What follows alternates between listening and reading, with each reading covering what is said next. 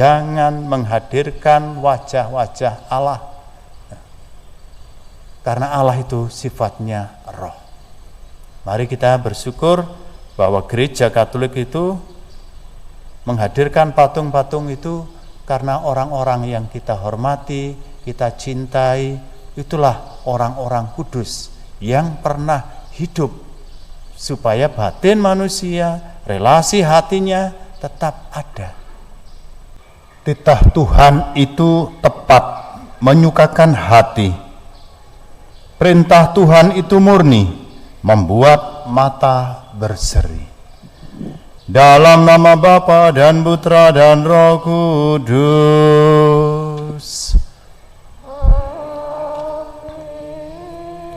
Rahmat Tuhan kita Yesus Kristus, cinta kasih Allah dan persekutuan Roh Kudus bersama-mu.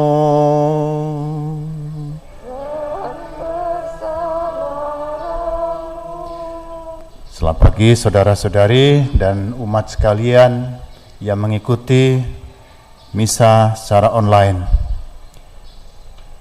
Pesan Injil pada pagi hari ini melanjutkan sabda Tuhan dalam bacaan Injil 2 hari yang lalu. Allah memberikan benih yang ditaburkan, tetapi juga bisa membawa kegagalan.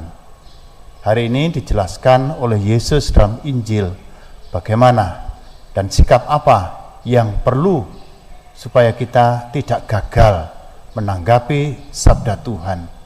Setiap kali kita misa, kita merayakan juga ibadat sabda.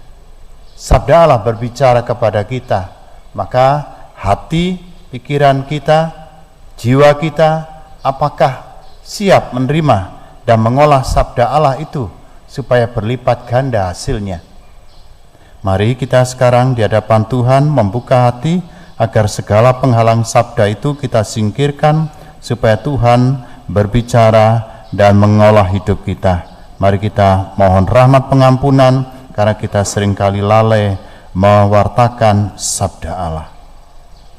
Saudara-saudari yang terkasih, sebentar lagi kita masuki bulan Agustus. Dan biasanya 17 Agustus ada satu gerakan serentak seluruh bangsa Indonesia, upacara bendera. Bahkan dikatakan detik-detik proklamasi.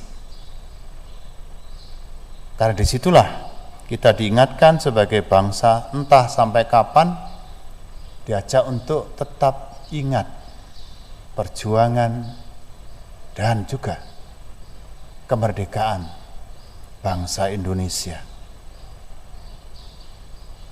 Karena dilepaskan dari penjajahan. Maka menghormati bendera itu juga adalah bukti tanda hormat, cinta bakti kepada negara. Bendera merah putih menjadi berarti bagi bangsa Indonesia. Pagi hari ini saya mencoba menjelaskan kepada saudara-saudari bacaan yang pertama. Seringkali imam juga menghindari ini atau mungkin tidak memahami bahwa atau apalagi umat ya. Seringkali teks ini menjadi pertentangan. Karena teks ini adalah Dekaluh yang sebenarnya pewahyuan dari Allah.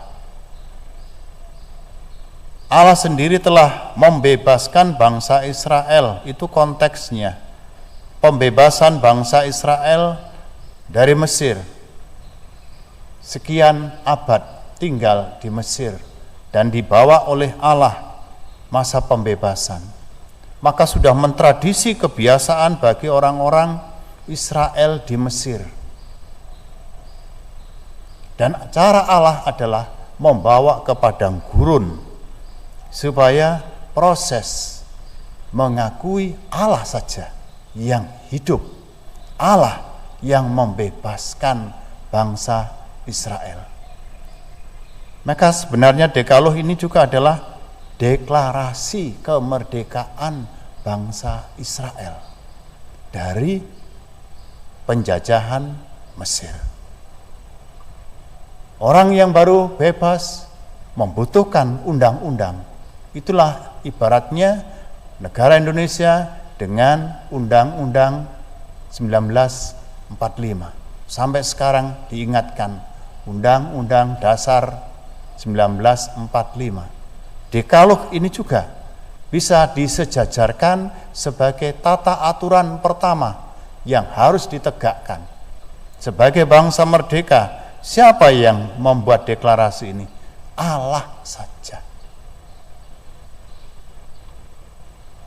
Maka kalimat yang pertama, akulah Tuhan Allahmu. Allah mewartakan kepada bangsa Israel, Allah saja yang disembah. Tetapi seringkali ayat 2 sampai ayat 7 inilah yang seringkali menjadi bahan pertentangan. Orang Katolik, umat Katolik, ada banyak patung dalam gereja kita ini. Kita dianggap menyembah patung-patung. Padahal dalam konteks teks ini sebenarnya adalah teks yang mengingatkan bangsa Israel di Mesir dulu banyak patung-patung dewa-dewa macam-macam. Bahkan saudara kita Protestan juga mengira bahwa kalau ada patung-patung dalam gereja Katolik ini untuk disembah. Inilah yang kekeliruannya, membaca teks ini bukan tanpa dasar, tetapi teks ini dikaitkan dengan pembebasan. Jangan dikaitkan dengan penyembahan berhala seperti dahulu di tanah penjajahan. Memperlakukan patung-patung sehingga dikatakan tadi, jangan ada padamu Allah-Allah lain di hadapanku. Itulah, kalau patung disembah-sembah memang itu salah. Itulah penyembahan berhala. Di dalam kehidupan manusia biasa kita saja, para ibu, bapak, anak-anak, mungkin di dompet Anda ada orang fotonya yang dicintai. Jadi kalau nanti dompet saya ada Suster Ruth, fotonya di sini, loh. Ya. Saya mau mengatakan saya menghormati, saya mencintai. Tidak berarti bahwa saya menduakan Tuhan. Dalam hidup inilah kita juga membutuhkan alat sarana selama hidup kita. Tetapi Tuhan roh, tidak bisa kita buat, dibayangkan, dihadirkan dalam wujud patung, itu memang tidak bisa.